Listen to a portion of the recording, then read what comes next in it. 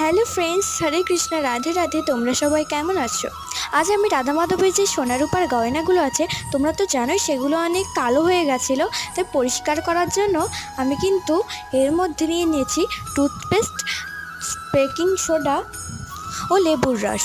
এইটাই ভালো করে মিক্স করে এগুলো কিন্তু আমি এখন ভিজিয়ে দিয়েছি। তোমরা তো জানো বেশ কদিন আমি রাধা মাধবকে এই গয়নাগুলো কিন্তু পরাচ্ছিলাম না। আর এটা হতে কিন্তু এখনও 10 মিনিট টাইম। ততক্ষণে তোমাদের সাথে দেখিয়ে দিই আমি বেশ কদিন ধরে তোমাদেরকে এগুলো দেখাবো, কিন্তু দেখানো হচ্ছিল না। আমি কিন্তু এগুলো ধুয়ে দিয়েছি, আর এখন দেখো আগের থেকে অনেক পরিষ্কার লাগছে। আরও দুটো ধুয়ে দিয়েছিলাম, সেগুলো রাধা মাধবের আসনেই পেতেছি।